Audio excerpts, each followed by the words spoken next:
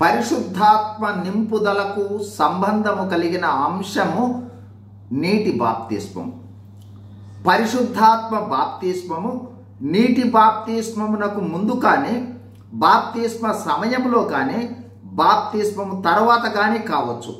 నీటి బాప్తిస్మముతో పరిశుద్ధాత్మను పొందుకునే అనుభవము యేసు ప్రభు వారిలో మత్తయి సువార్త 3:16లోను, అపోస్తల కార్యములు 2:38 బట్టి చూడవచ్చు.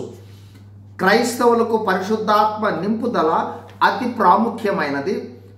ఆత్మ నడిపింపు, ఆత్మ అభిషేకము కూడా ఆత్మ నింపుదలతో సంబంధము కలిగిన అనుభవాలు.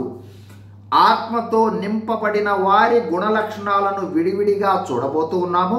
ముందుగా నీటి బాప్తిస్మ అనుభవాలను మనము రోమా 6వ అధ్యాయము చదువుకున్నట్లయితే తెలుసుకొనగలము, చదవగలరు.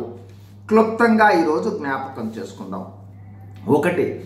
క్రీస్తు మరణ, భూస్థాపన, పునరుద్ధానముల సాదృశ్యములో పాపమునకు మరణించి, పాపమునకు సమాధి చేసి, నూతన జీవముతో, నూతన జన్మ అనుభవంతో నీతిమంతులుగా జీవించే పునరుద్ధాన సంబంధమైన ఐక్యత యేసుక్రీస్తుతో కలిగి ఉన్న అనుభవంలో ఉంటారు.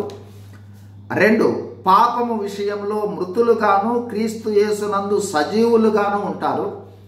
3.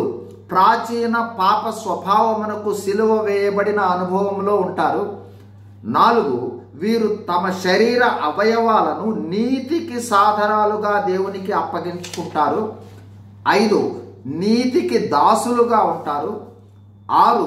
క్రీస్తుకు దాసులుగా ఉంటారు. 7. పరిశుద్ధత కలుగుటయే గమ్యముగా కలిగి నీతికి దాసులుగా అప్పగించుకుంటారు. 8. వీరు పరిశుద్ధత కలిగి నిత్య జీవము గమ్యముగా జీవిస్తారు. నీటి బాప్తిస్మ అనుభవము కలిగి పరిశుద్ధాత్మను పొందుకున్నవారు పై విధమైన అనుభవాలతో క్రైస్తవ జీవితం ప్రారంభిస్తారు. ఆ తరువాత పరిశుద్ధాత్మను పొందుకుంటూ నింపబడుతూ జీవించటం జరుగుతుంది. ఆత్మ నింపుదల లేదా ఆత్మ పూర్ణులైన వారి గుణలక్షణాలు తర్వాత వీడియోలో చూద్దాం. God bless you. Thank you.